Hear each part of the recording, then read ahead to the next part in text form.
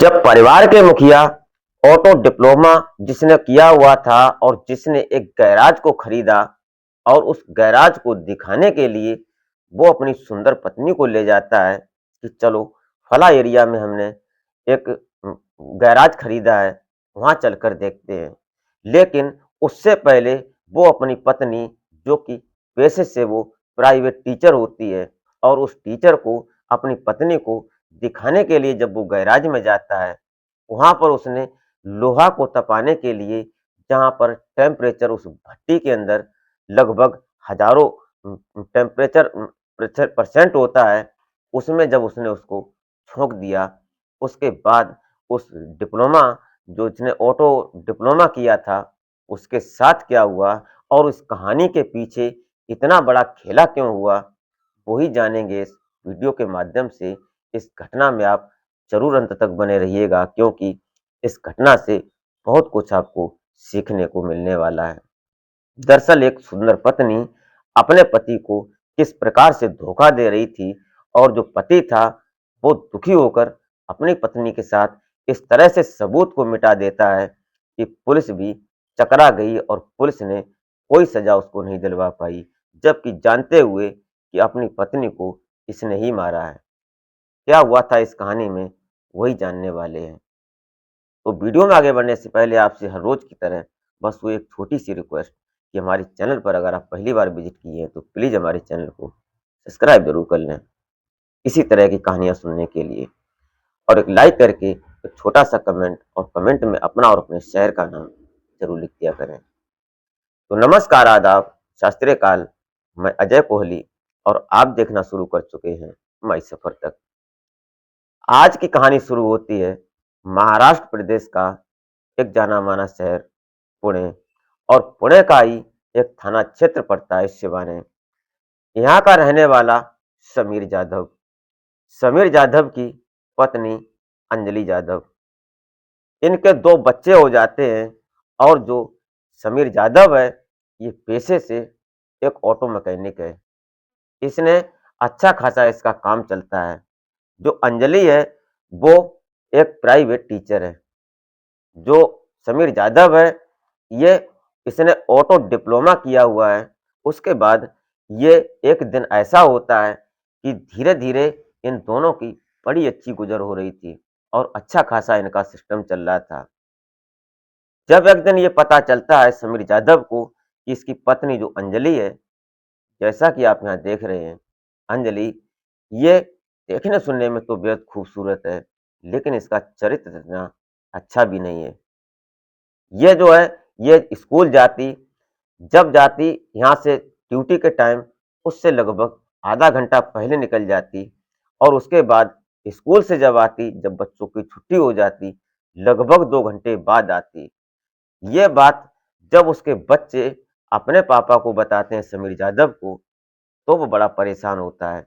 और एक दिन की ये बात नहीं, हर दिन पर डे की ये बात हो जाती है। इसी बात का कलेश धीरे-धीरे घर में उत्पन्न होने लगता है। अब ये घर नहीं, ये गृह कलेश जो हो जाता है, इस बात को लेकर समीर यादव बड़ा परेशान हो जाता है। वो ये सोचने लगता है कि इस बात का निस्तारण कैसे किया जाए। एक दिन अचानक समीर यादव जब अपनी पत्नी अंजलि यादव को ये देखता है कि वो अपने प्रेमी के साथ घर से जैसे ही निकली, तो उसका प्रेमी गाड़ी लेकर आता है और वो गाड़ी में अंदर बैठ जाती है। ये सब देखने के बाद समीर यादव आग बबूला हो जाता है। जब शाम को जब वो वापस आती है देर रात, तो वो अपनी पत्नी अंजलि को समझाने की बहुत कोशिश करता है कि देखो, ऐसा मत करो, हमारा अच्छा परिवार है, 2 बच्चे हैं, और बच्चों को लेकर चलो, जो भी हो चुका उसे अब छोड़ दो अतीत समझकर। लेकिन अंजलि बोलती है कि ऐसा होना असंभव है, मेरी मर्जी, मेरा शरीर, मैं स्वतंत्र हूँ, मैं जो भी करूँगा, मैं करूँगा। ये बात सुनकर समीर यादव और ज़्यादा भड़क जाता है। उसने बड़े प्यार से उसको समझाने की कोशिश की, एक नहीं कई बार समझाने की कोशिश की, लेकिन जब अंजलि इस बात को सुनने को और मानने को तैयार नहीं होती, अब समीर यादव ने एक फैसला कर लिया। जब उसने इस बात को फैसला कर लिया, तो उसने बताया एक दिन कि ऐसा करते हैं कि सिंधेवाड़ी एक जगह पड़ती है और वहाँ जाकर हमने गोदाम खरीदा है। तो उसने कहा कि बहुत अच्छी बात। जब वो देर रात आती, जहाँ मर्जी जाती, अब वो उसको रोकता भी नहीं, टोकता भी नहीं और अंजलि सोचने लगती है कि ये डर गया है मुझसे, अब कोई बात नहीं। स्वतंत्र हो जाती है अपने जो मित्र था उसका, जो प्यार था, जिससे वो प्रेम करती थी, वो उसके साथ फ्रीडम हो जाती है। लेकिन इसी बीच जो समीर जाधव होता है, उसने क्राइम स्टोरी और दृश्यम मूवी कई बार रिपीट की और उसने अपने दिमाग में एक शैतान को ऐसा जगाया कि जो मैं करूँगा शायद कोई नहीं जान पाएगा। जैसा कि हर कहानी में ऐसा होता है, हर एक केस में ऐसा होता है कि पुलिस कहीं न कहीं सबूत को जुटा ही लेती है। लेकिन इसने दृश्यम मूवी को ही फेल कर दिया, जो कि जो दृश्यम मूवी है शायद जिसने देखी होगी और जो उसमें सीन्स अपनाई गए हैं, जो उसमें एक्टिंग की गई है, उसको भी उसने पछाड़ दे दी। उसने बिल्कुल हटकर उससे अपना प्लान बनाया और जो उसने गोदाम खरीदा था, उस गोदाम में उसने उस जो सीरियल था, जो स्टोरी थी, उसको सारी खत्म करने की बात सोच ली। जब उसने सिंधेवाड़ी में जो जगह खरीदी थी, जो गोदाम खरीदा था, वहाँ ले जाने के लिए ये जाता है 28 अक्टूबर 2025 को जब ये वहाँ जाता है, वहाँ जाकर अपनी पत्नी को लेकर और दिखाने के लिए कि चलो हमने जो गोदाम खरीदा है, उसे देखते हैं और तुम बताओ कैसा काम चलेगा यहाँ। उसने कहा कि चलते हैं। शाम के टाइम अपने बच्चों को आज वो अपने रिश्तेदार, अपने चाचा ताऊ या किसी के यहाँ छोड़ देता है। शाम को वो निकलता है बाइक से और पहुंच जाता है सिंधेवाड़ी। कुछ सुनसान सा एरिया है, उधर जो नदी नाले भी हैं ज्यादा। वहां जाता है, वहां जाने के बाद गोदाम में ले जाता है और गोदाम में उसने पहले से ही इस हिसाब से बना रखा था कि गोदाम के अंदर जो लोहा तपाने वाली भट्टी थी, वहाँ टेम्परेचर हजारों डिग्री सेल्सियस होता है उस भट्टी के अंदर। वहाँ जाता है और भट्टी के ऊपर अगर खड़े हो जाओ और वहाँ से अगर कोई गिर जाए, तो फिर बाहर निकलना कुदरत भी नहीं बचा सकती उसको। इस तरह का उसका सिस्टम था और वहीं जाता है, जाने के बाद जब पूरी गोदाम घुमाता है, घुमाने के बाद भट्टी इतनी तेज जल रही थी, जिसमें आग ही लपटें थीं और अंदर सिर्फ लाल ही नजर आता था। भट्टी के ऊपर जाता है, भट्टी के ऊपर इस हिसाब से सिस्टम था कि जो वर्कर काम करेंगे, वो वहाँ पर खड़े भी हो सकते हैं और खड़े होकर ही काम करना था। उसी जगह पर, उसी फाउंडेशन पर वो जाता है और जाकर अपनी पत्नी अंजलि को दिखाता है कि देखो, इस तरह की भट्टी है, इसमें लोहा डालते हैं तो पानी बनकर निकलता है। जो पार्ट हम बनाते हैं, जिस सांचे में डालते हैं, वो एकदम सटीक वैसा ही बनता है। तो अंजलि बड़ा खुश होती है कि तुम्हारे दिमाग को दाद देनी चाहिए। यह सुनकर समीर जादव बोलता है कि हमारे दिमाग को तो दाद देनी चाहिए, शायद तुम तारीफ करने के लायक रहोगी या नहीं रहोगी। इसी बात को सुनकर अंजलि जब उसकी तरफ देखने लगती है, कैसी बात कर रहे हो?